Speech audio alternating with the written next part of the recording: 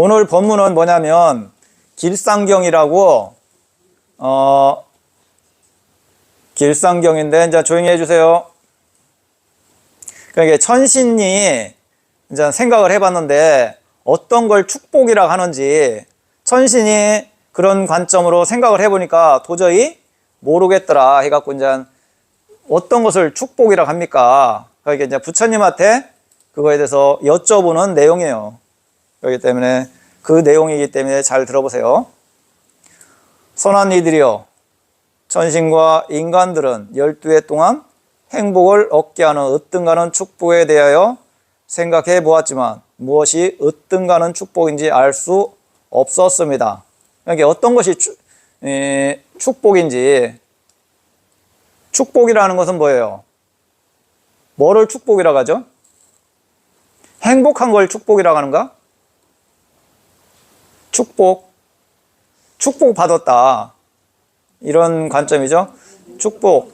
그러니까 이제 그 부분은 천신들의 신이신 부처님께서 38가지 최고의 축복을 설하셨으니 우리 모두 길상경을 독송합시다. 천신들의 신이라고 했을 때는 여기서 이제 천신들의 신은 어떤 의미냐면 스승의 개념으로 바라봐야 돼요. 스승의 개념. 그러니까 이제 천신들의 스승, 그게 누구예요? 부처님이시죠? 이와 같이 나는 들었다 한때 부처님께서 사와티 아나타 삐띠카 장자가 보시한 제따 와나 정사에 머물고 계셨습니다. 그때 한 천신이 한밤중에 찬란하고 아름다운 모습으로 제따 숲을 두루 환하게 밝히면서 세존께 다가왔습니다. 다가와서는 부처님께 공손히 예경을 올리고 한곁에 서서 부처님께 개송으로 여쭈었습니다. 부처님 당시에는 천신들은 보통 이렇게 늦은 밤에 오셔갖고 부처님한테 문안을 드린다든가 또 궁금한 게 있으면 여쭤본다든가 이렇게 하세요. 그래서 이제 천신들은 몸에서 빛이 난다고 해요.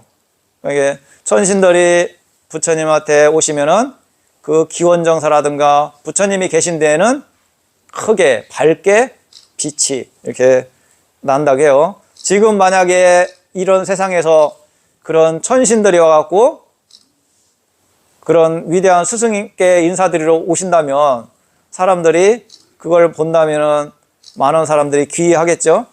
우리 지금 세상에서는 보여지야 사람들이 믿지. 그리고 또 보여줘도 저것은 조작했을 거야. 의심이 너무 많아. 그죠? 요새는 뭐 보여주면 저것은 마술이라고 생각하고 그거 아니면 어떤 식으로 속임수를 쓰고 있다고 생각할 거예요.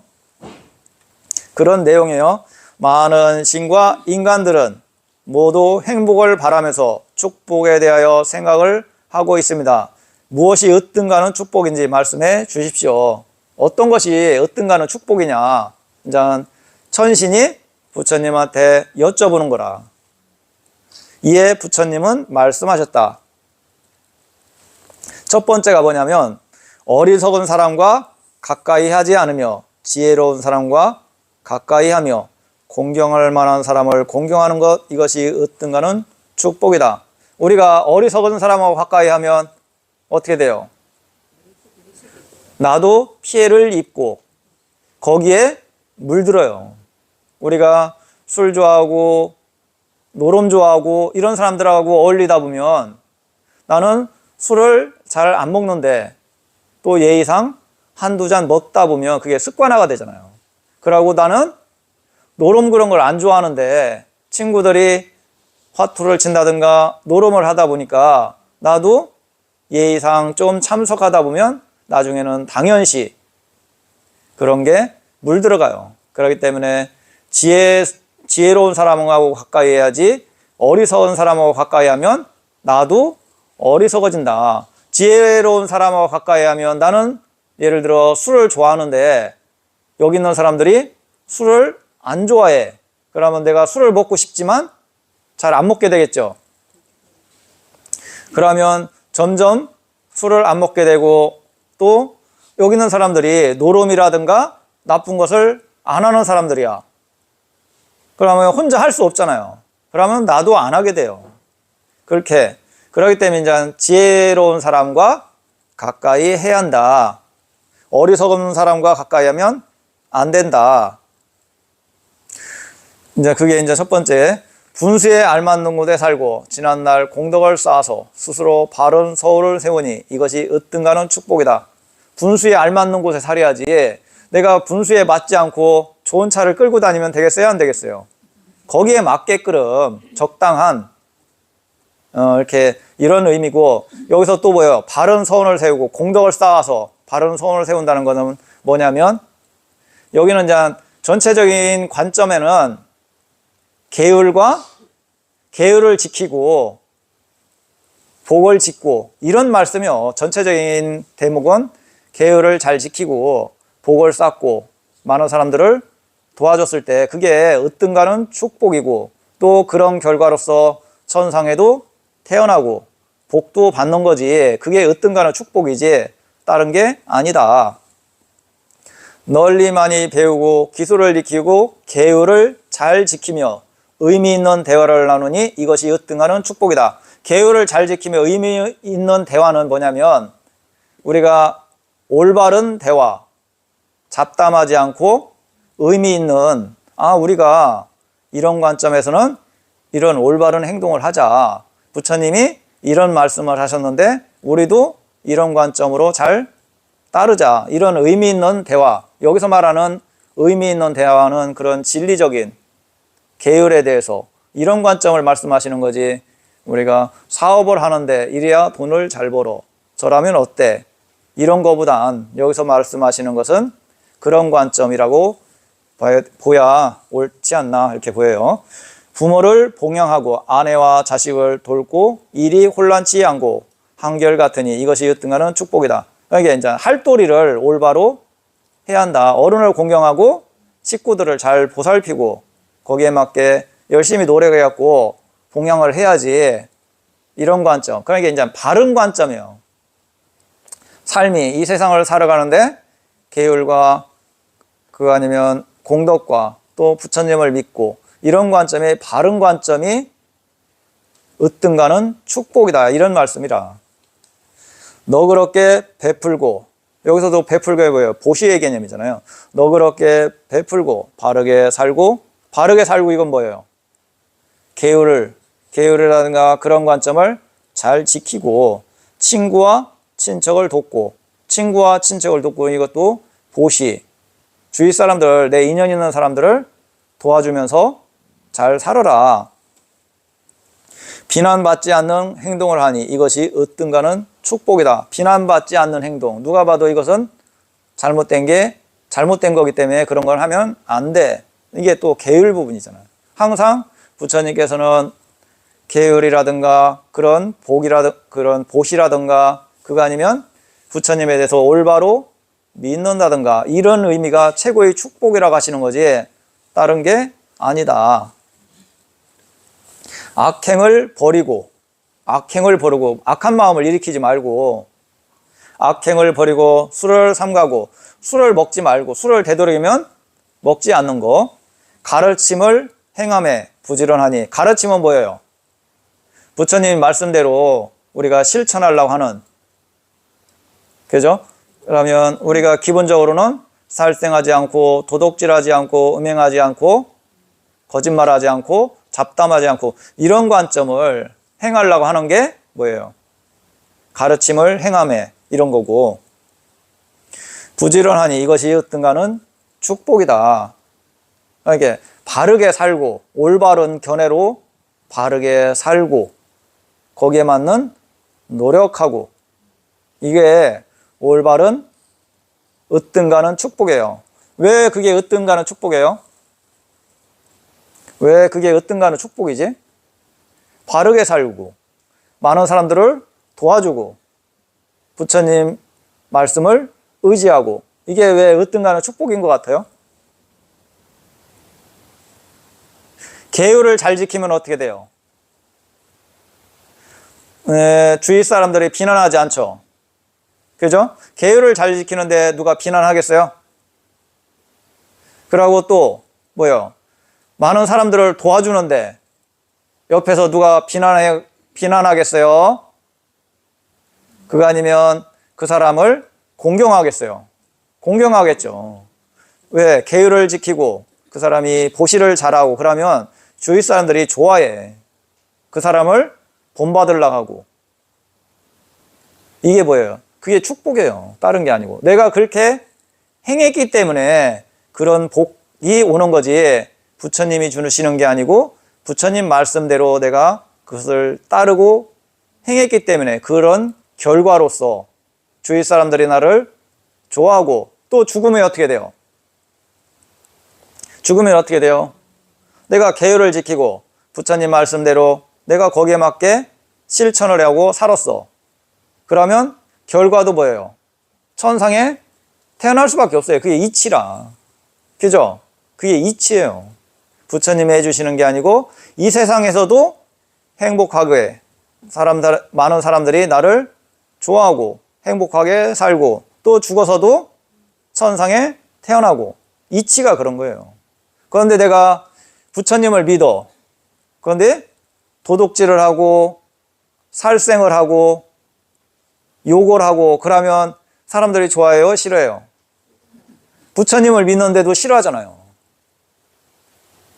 부처님을 믿고 거기에 맞게 실천을 했을 때 사람들이 나를 좋아하고 공경하고 받드는 거지. 부처님을 믿는다고 하고 나쁜 짓 해봐. 우리가 아이고 불교를 믿는 사람이 왜 저래? 종교를 믿는 사람이 왜 저래? 이러잖아요. 그 사람을 공경해요? 비난하지.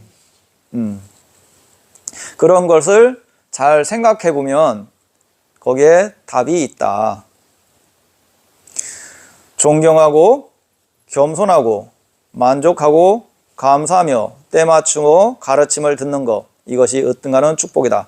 존경하고 겸손하고 만족하고 감사하며 때맞추어 가르침을 듣는 것, 이런 건 뭐냐면 우리가 절에 와서 이렇게 법문을 듣는 건 뭐예요? 가르침을 듣는 거잖아요. 부처님 말씀을 듣고 또 거기에 맞춰서 실천하려고 노력하고, 또 혼자 잘 안 되니까 또 절에 가서 기도도 하고 그런 법문도 듣고 하는 게 그런 관점으로 노력하는 거예요.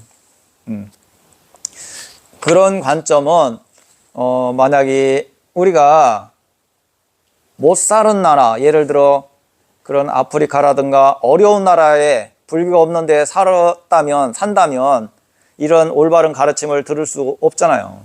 불교가 없고 그런 진리에 대해서 큰 의미를 부여하지 않기 때문에 매일 전쟁이 일어나고 기근이고 그러면 그런 여유적인 마음이 안 일어나요. 힘들기 때문에. 하루하루 먹고 살기가 힘든데 내가 저 사람을 속이지 않고 그러면 내가 굶어 죽는데, 그러니까 그런 데서는 그런 올바른 그런 관점이 덜하지. 점점 남한테 속이고 그거 아니면 그런 관점으로서 나만 뭐 살아가려고, 우리 식구만 유지하려고, 그죠?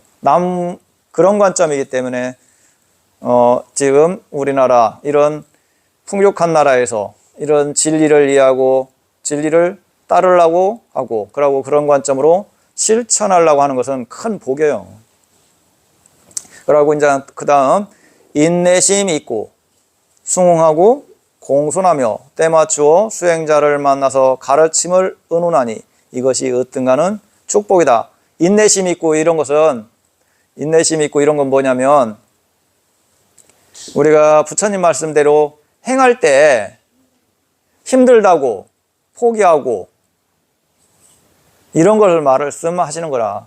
힘들더라도 인내를 하고 잘 지키려고 하고 그것을 행하려고 하고 이런 관점. 그러고 그런 것을 법문을 듣고 그런 것을 행하다 보니까 좀 궁금한 게 있고 모르는 게 있으면 그게 뭐예요? 가르침을 의논하니, 법담을 나누니 법에 대해서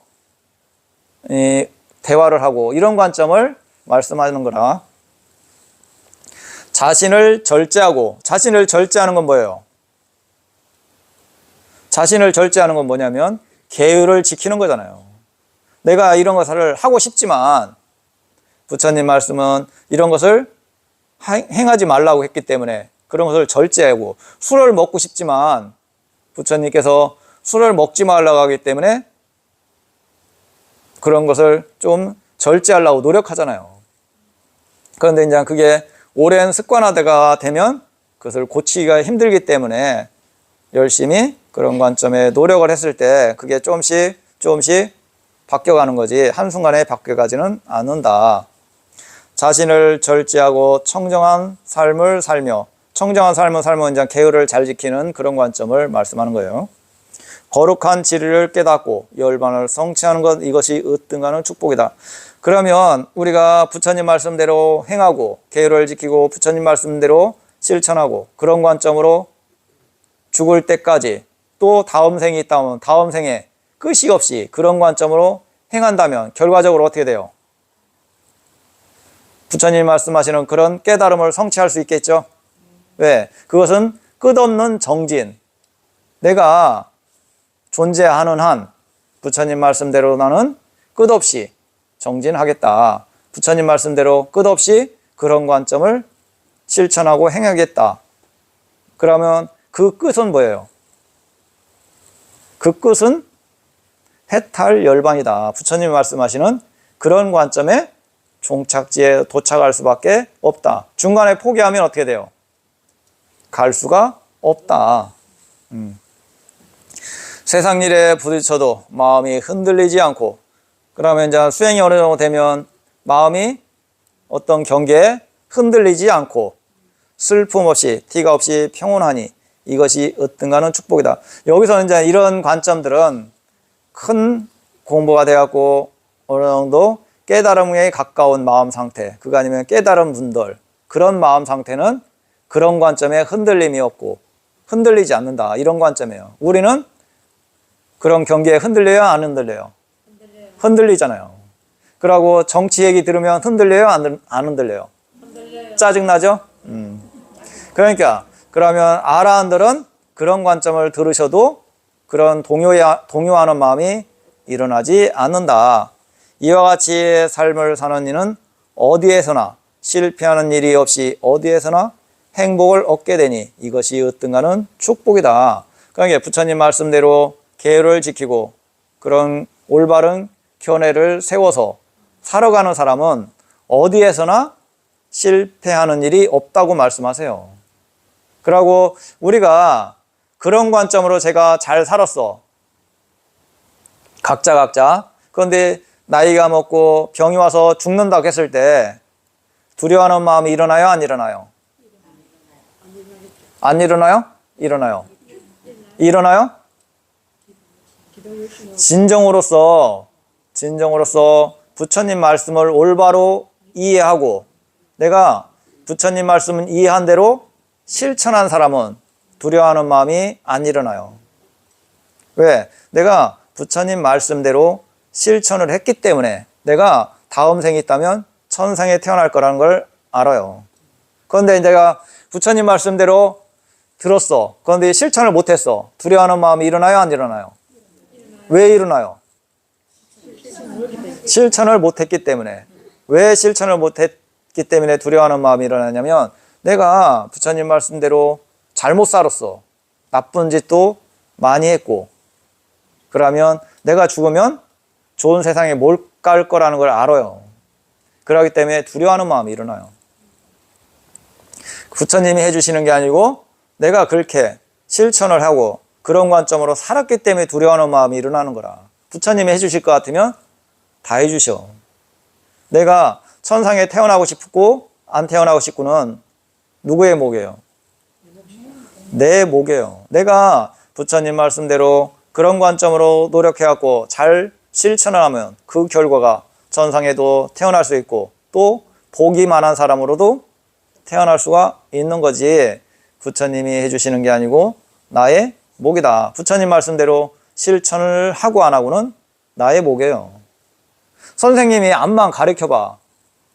제자가 매일 땡땡이 치고 사고 치고 그러면 어떻게 돼요? 하고 안 하고는 나의 목이에요. 선생이 암만 잘 가르쳐도 제자가 안 따르면 의미가 없어. 부처님 당시에도 외도 수행자들이 많았는데 외도 수행자들이 부처님 법을 듣고 안 믿고 실천을 안 하면 의미가 없어요.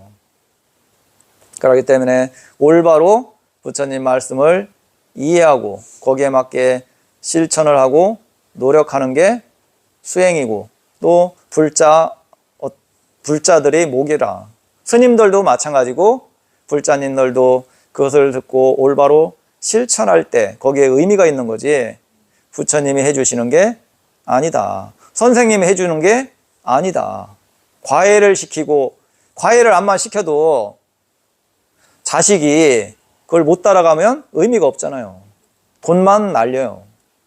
그죠? 자식은 과외를 시켜도 매일 땡땡이 치고 놀러 다니고 공부도 안 하고 과외를 암만 시켜도 의미가 없잖아요. 그런데 이제 과외를 안 시켜도 열심히 하려고 하고 노력하면 발전해요.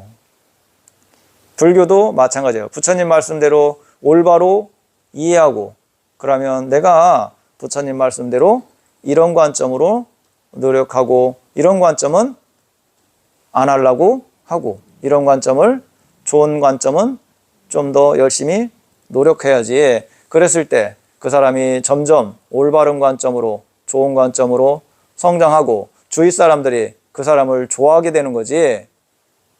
부처님을 믿는다고 하면서 나쁜 짓 하고 술을 먹고 노름하고 그러면 그 사람 부처님을 해하잖아. 부처님을 믿으신다고 하면서 나쁜 짓 해봐.